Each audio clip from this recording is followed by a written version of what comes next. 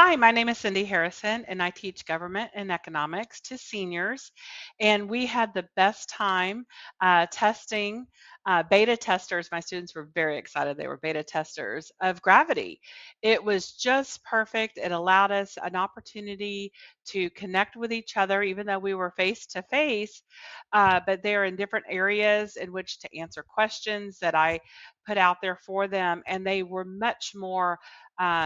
Elaborative in their discussion. They really were able to demonstrate knowledge.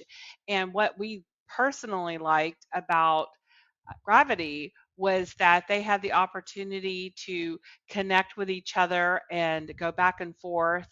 They don't seem to like discussion boards when they're typing it.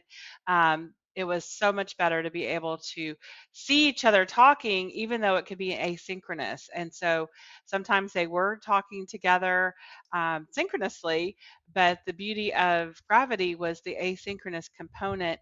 And more importantly, they could go into one stream and connect with each other. They didn't have to read things or listen to discussion that they weren't needed to be a part of. They could just work with the ones in the areas in which they needed to work on. And as we used it more and more, they became even more just very excited to be able to discuss it, and they had able to take time to compose how they wanted to answer the question, as opposed to in writing a discussion board they wouldn't go back and edit. So they really elevated their game by using Gravity.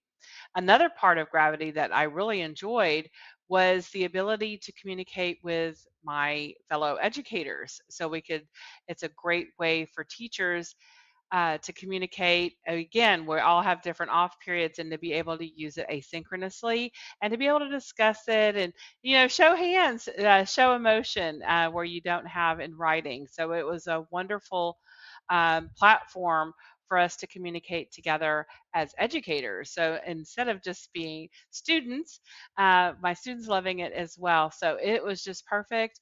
With the best part of it is the simplicity of using it. So get Gravity for sure.